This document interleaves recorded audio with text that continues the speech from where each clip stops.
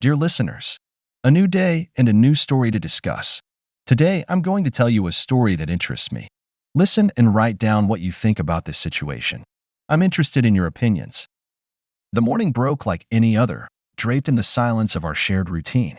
There's something about the calm before a storm that feels eerily prophetic, as if life itself pauses, holding its breath for the chaos to ensue. That day, I woke to the soft hum of normalcy. My wife, Emily, nestled beside me, her breath a gentle rhythm against the quiet of dawn. Morning, she whispered, her voice laced with the remnants of sleep. A small, intimate smile played on her lips, a smile I had come to know and love over the years. Yet, beneath that familiarity, a shadow lurked, one that I hadn't dared to acknowledge until today. As we moved through our morning routine, coffee brewed, breakfast prepared, and the day's plans briefly discussed, I found myself ensnared in the web of our everyday lies. It was an intricate dance we had perfected, a dance of omission and facades. I was thinking chicken for dinner, Emily mused, her back to me as she focused on her cooking.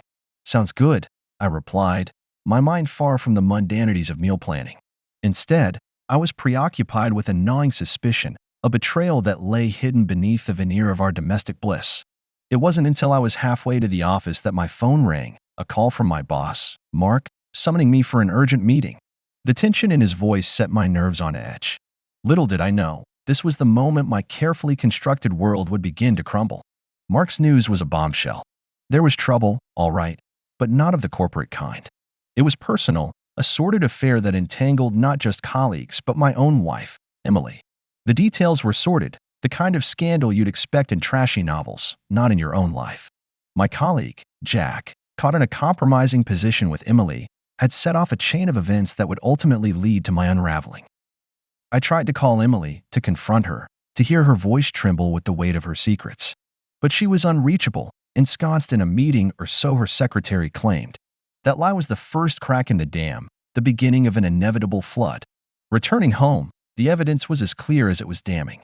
A trail of clothing, a wallet that didn't belong to me, whispers of betrayal that filled our bedroom, a bedroom that had once been a sanctuary, now tainted by her infidelity. I faced them, Emily and Jack, with a cold detachment that surprised even me. There was no rage, no dramatic outburst, just the chilling realization that the life I had known, the woman I had loved, was a facade. I'll just grab a few things, I said, the words hollow as I packed a bag, the symbolism not lost on me. I was not just leaving for a business trip. I was stepping away from a life built on lies. Emily's attempts at explanation fell on deaf ears. What was there to say? The truth was laid bare before us, an ugly wound that no amount of apologies could heal. I can't believe you'd do this, was all I managed, the words a mere whisper against the storm of betrayal. As I drove to the airport, my thoughts were a whirlwind of anger, hurt, and disbelief. How had it come to this? How had I been so blind? The quiet of the morning, once a comfort, now echoed with the weight of her betrayal. In that moment, I realized the depth of my own naivety. Trust, once broken, could never be mended. Love, once betrayed, could never be unconditional again. The unraveling of our morning was not just the end of a day, but the beginning of a reckoning, a journey through the rubble of a shattered trust. And as the city faded in my rearview mirror, I couldn't help but wonder if redemption lay ahead, or if revenge was the only solace for a wounded heart. The road was uncertain, but one thing was clear. The unraveling morning had revealed the truth, and with it, a new path forged in the ashes of betrayal. You know, I always thought chaos was something you could control, at least to some extent. That morning, after leaving what used to be a home filled with love, I walked into an office I barely recognized. The atmosphere was charged, a palpable tension that clawed at the edges of my already frayed nerves. As I settled into the rhythm of work, trying to anchor myself in the mundanity of tasks and emails, Mark called me in. The walk to his office was like traversing a minefield, each step heavy with the anticipation of conflict. The office politics, once a mere backdrop to my daily life, now seemed like a grotesque mirror reflecting my personal turmoil. Sit down, Mark began, his tone grave. We have a problem, a big one. His eyes locked with mine, a silent acknowledgement of the storm that was brewing. I braced myself. It's about Emily. And Jack, he continued, the name slicing through the room's heavy air like a blade. I felt a jolt, a sickening sense of déjà vu. There's been talk, Mark said, his words heavy with implication. Talk. Such a benign word for the poison of rumors and whispered accusations. I nodded. a silent prompt for him to go on. My heart hammered in my chest, a relentless reminder of the betrayal that now seemed to infiltrate every aspect of my life. "They've been careless," Mark said, a hint of disapproval in his voice. "Clients have noticed. It's affecting business." Business. The word echoed in my mind, a stark reminder of the stakes. This wasn't just about personal betrayal. It was about my livelihood, our livelihoods, being jeopardized by reckless indulgence. "I understand," I replied, my voice steady despite the turmoil inside. "What's the plan?" Mark sighed, a sound of a man burdened by decisions he wished he didn't have to make. "We may have to let one of them go," he admitted. "It's a mess, but we need to think about the company's reputation. Let one of them go." The phrase hung in the air, a specter of retribution that both appalled and satisfied me. Was this the opportunity for revenge I hadn't dared to dream of? "And you want me to decide?" I asked, the weight of the choice settling on my shoulders like a mantle. "No," Mark said quickly, "but I need you to be prepared. This could get ugly." Ugly. As if it wasn't already a grotesque mockery of everything I once believed in. I left Mark's office with a sense of purpose I hadn't felt since the morning's revelations. The chaos at work, a reflection of my inner turmoil, suddenly seemed like an arena where I could exert some control, however vindictive. As the day wore on, the office felt like a war zone, every conversation and meeting a battle in a larger conflict. The lines between personal and professional blurred until I couldn't tell where one ended and the other began. It was late when I finally decided to confront Jack. The office was nearly empty, the usual bustle replaced by the hum of the air conditioning and the occasional creak of settling walls. "Jack," I said, my voice calm but carrying an edge. He turned, surprise flickering across his features before settling into a mask of defiance. "What's this about?" he asked, though the guilt was evident in his eyes, a mirror of Emily's. "You know exactly what this is about," I replied, the words sharp. "You and Emily." Jack's jaw clenched, a silent acknowledgement of the truth. "It's not what you think," he began, but I cut him off. "I don't care," I said, my voice cold. "Your little affair is costing us. Clients are talking. You're a liability." The word liability seemed to hit him hard. He opened his mouth, then closed it, the fight draining out of him. "I'll resign," he said after a moment, the words barely a whisper. "Just don't tell Emily." It was a small victory, but a victory nonetheless. As I watched Jack collect his things, a part of me reveled in the vindication, the other part mourned the loss of innocence, of trust, of love. Chaos at work, chaos at home. It seemed my life was destined to be engulfed by the consequences of betrayal. Yet, as I stood alone in the dimly lit office, a plan began to form. A plan not just for revenge, but for redemption. Maybe not for my marriage, but for myself, for my peace of mind. And as the night closed in, I knew one thing for certain: the chaos was far from over. But I was ready to face whatever came next with a vindictive, calculating calm. If there's one thing I've learned through all this mess, it's that the universe has a twisted sense of humor. Just when you think you've hit rock bottom, it hands you a shovel and whispers, "Dig deeper." That day, as I prepared to leave for St. Louis to deal with the fallout of Jack's departure and the scandal brewing at work, I stumbled upon something that would change the course of this entire ordeal. It was an accident, really, or fate, if you believe in that sort of thing. I was searching for a document, a simple piece of paper that seemed inconsequential at the time. What I found instead was a hidden drawer, cleverly disguised within the desk Emily and I shared. Inside was a trove of secrets laid bare. Letters, emails printed out, and photographs. Not just any photographs, but ones of Emily and Jack, in situations that left nothing to the imagination. Each image, each word on those pages felt like a dagger twisting deeper into my heart. But amidst the pain, a cold, vindictive clarity settled over me. I sat there, surrounded by the evidence of Emily's betrayal, and for the first time, I allowed myself to fully embrace the anger. The hurt I'd been pushing aside, the betrayal I'd been trying to rationalize, it all came flooding in, demanding to be felt, to be acknowledged. But it was the emails that caught my attention. Not the lurid details of their affair, but the plans. They were planning to leave, to start anew. Emily was going to ask for a divorce once she was sure Jack could provide the lifestyle she'd grown accustomed to. They were waiting for the right moment, after the St. Louis trip, after they had secured their future on the ruins of my heart. I laughed. It was a bitter, humorless sound that echoed in the empty room. The sheer audacity, the cold calculation of it all, was almost admirable. Almost. So, what did I do, you ask? I devised a plan. A plan not born out of a desire for reconciliation or understanding, but out of a need for retribution. Emily and Jack had constructed a house of cards, and I was about to blow it all away. I started by securing copies of everything, every letter, every email, every photograph. Then, I reached out to a lawyer, not to file for divorce, but to understand my options, to prepare for the storm I was about to unleash. And then I waited. I waited for Emily to come home, to confront her not with anger, but with the cold, hard evidence of her betrayal. I needed her to know that I knew, to see the realization dawn in her eyes. When she finally walked through the door, her smile faltered at the sight of me. "We need to talk," I said, my voice steady, devoid of the warmth she was accustomed to. "What's wrong?" Emily asked, a note of concern in her voice, as if she was oblivious to the storm brewing beneath the surface. I didn't answer with words. Instead, I handed her the stack of letters, the printed emails, the photographs. I watched as her face drained of color, as the facade of innocence she'd been clinging to crumbled away.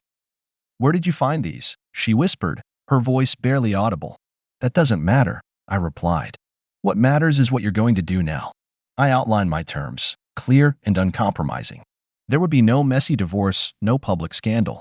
Instead, she would leave, quietly, and Jack would resign from the company. They would get their fresh start, but on my terms, not theirs.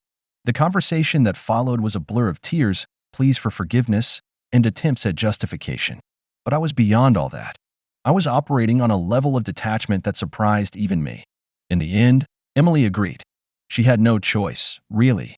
The evidence I held was damning enough to ruin both their lives.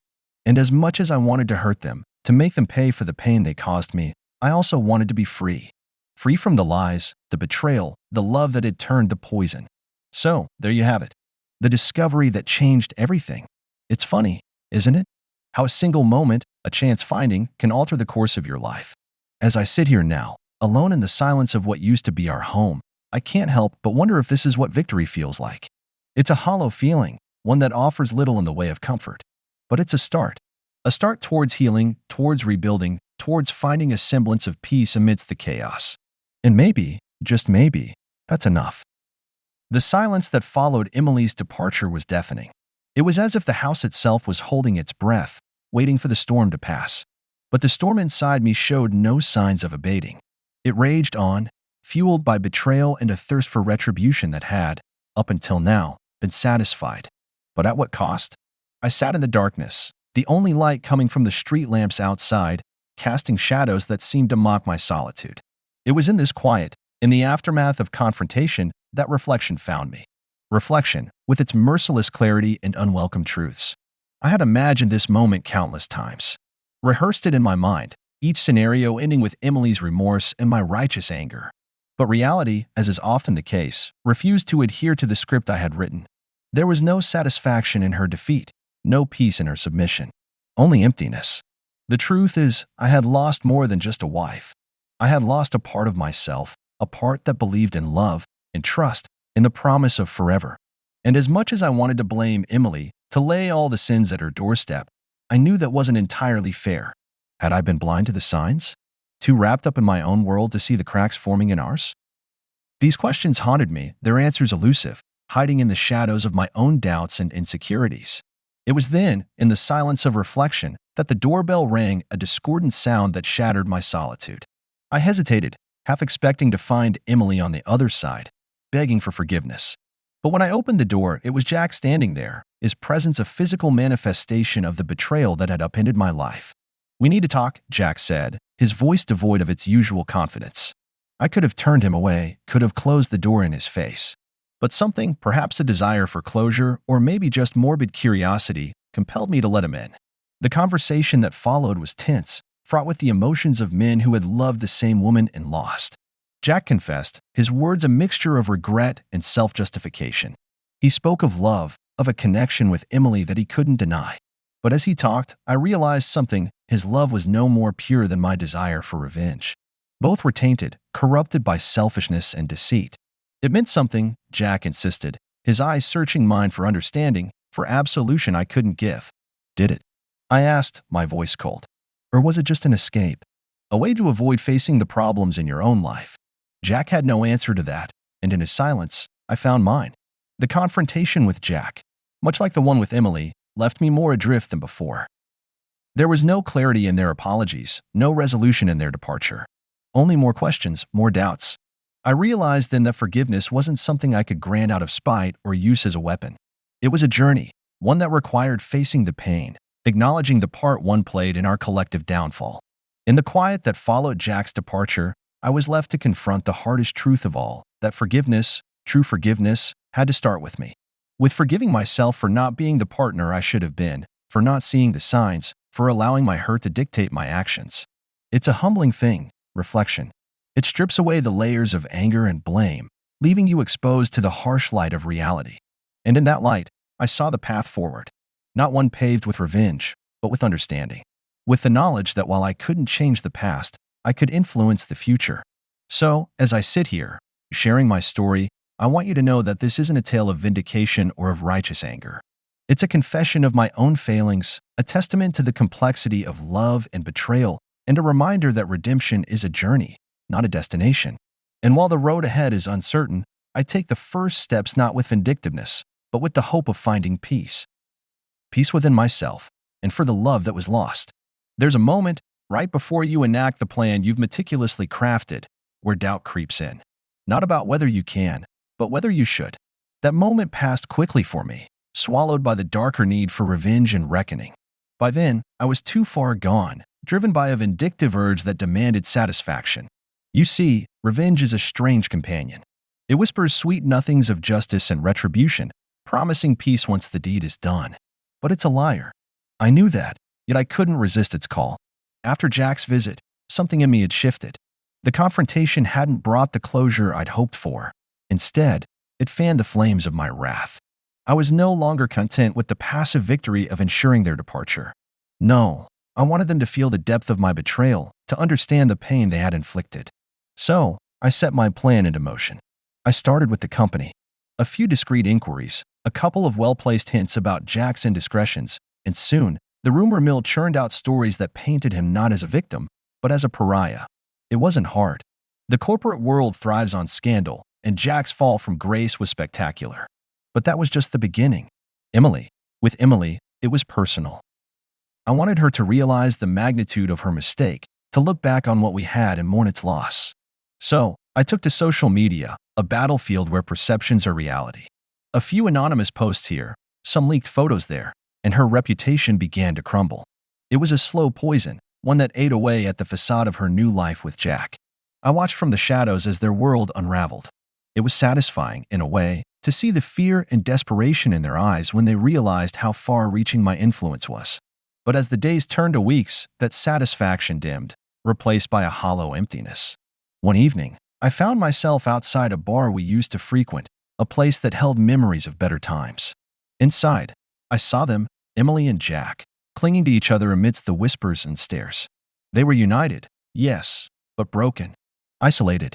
And in that moment, I understood the futility of my actions.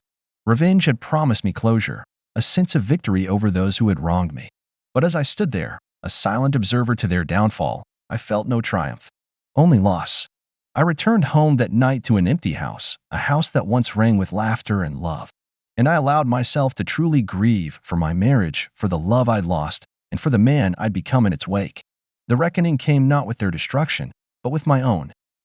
I realized that in seeking revenge, I had lost sight of who I was, of the values I held dear. I had let my pain define me, dictate my actions, and lead me down a path I never intended to walk. So, I made a decision. A decision to let go of the anger and bitterness that had consumed me. It wasn't easy. Forgiveness, especially of oneself, is a difficult journey. But it was necessary. I reached out to them, Emily and Jack, not to seek their forgiveness, but to offer mine. It was a brief conversation, awkward and laden with the weight of our shared history. But it was a start. A step towards healing, towards moving beyond the past. As I sit here, recounting this tale, I'm reminded of the cost of revenge. It's a cost measured not in the suffering of those we seek to punish, but in the erosion of our own souls. I learned that lesson the hard way. But in that learning, I found something precious, redemption. Not just for Emily and Jack, but for myself. I discovered the strength to rebuild, to forge a new path forward, one not defined by the pain of the past, but by the hope of the future. And while the scars of betrayal will always mark me, they no longer define me. I found peace, not in vengeance, but in the quiet acceptance of life's imperfections and the resilience of the human heart to overcome them. Life, in its relentless march forward, offers little in the way of pause. The world doesn't stop spinning for our heartbreaks or triumphs. It demands we keep pace, even when our legs feel like they might buckle under the weight of our grief. It was in one of these moments, teetering on the edge of despair and determination, that I found the first signs of a new beginning amidst the ruins of my past. The journey to this point had been tumultuous, marked by moments of such profound pain and anger that it felt like I might never emerge from their shadows. But emerge I did, not unscathed but transformed. The man who sought revenge with a cold, calculating heart had been undone by his own machinations, only to find that the sweetest victory lay in forgiveness and self-acceptance. It started quietly, this new beginning. It wasn't heralded by fanfare or dramatic shifts in circumstance, but by small, almost imperceptible changes in myself. I noticed it first in the silence that had once felt oppressive, a void filled with the echoes of betrayal. Now, it offered solace, a space for reflection and healing. I found joy in the mundane, in the simple acts of living that I had taken for granted. A cup of coffee savored in the early morning quiet, a book read without the looming shadow of sadness, a walk where the beauty of the world around me seemed magnified, as if I was seeing it anew. Work, too, became a place of rediscovery. Without the pall of personal vendettas clouding my judgment, I found purpose in my projects, satisfaction in accomplishments that were mine alone, untainted by ulterior motives. Colleagues noticed the change, their interactions marked by a newfound respect and camaraderie that had been absent in the days of whispered rumors and pitying glances. But it was in the act of reaching out, of extending an olive branch to Emily and Jack, that I felt the true shift. Our conversation, once fraught with the tension of our shared history, had evolved. We were no longer adversaries bound by betrayal, but individuals acknowledging our flaws, our mistakes, and choosing to move beyond them. Emily's voice, when she thanked me for my forgiveness, held a tremor of genuine emotion. I never expected this, she admitted, a note of wonder in her words. Thank you for giving us a chance to start over, even if it's not together. In that moment, I realized the power of letting go, not just of the anger and hurt, but of the past itself. We were all seeking redemption in our own ways, stumbling through the darkness until we found our paths to the light. My own path led me to new experiences, to people and places that challenged and inspired me. I traveled, not to escape, but to explore, to open myself up to the possibilities of a life unfettered by the chains of past grievances. And in those travels, I found something unexpected, a sense of peace. It wasn't a destination or a sudden epiphany, but a gradual acceptance of life's impermanence, of the beauty found in its fleeting moments and painful lessons. As I sit here, recounting this journey to you, I am reminded of the resilience of the human spirit. We are capable of enduring great sorrow, of inflicting and suffering unimaginable betrayals, and yet, we are also capable of profound change, of forgiveness, and of love. A new beginning amidst ruins is not just the closing of one chapter and the start of another. It's a continual process of rebuilding, of finding beauty in the wreckage, and of forging ahead with hope in our hearts. So, to you, dear reader, standing amidst your own ruins, know this. You possess the strength to rebuild, to transform your pain into a foundation for a future filled with potential. The path may be fraught with challenges, but it is also ripe with the promise of new beginnings. And as the dawn breaks on this new chapter of my life, I am filled with gratitude. Gratitude for the lessons learned, for the pain that taught me compassion, for the betrayal that led me to forgiveness, and for the love that, in its loss, taught me the true meaning of resilience. This is not the end of my story, but a new beginning, one that I step into with an open heart and an unwavering spirit, ready to embrace whatever comes next with grace and gratitude.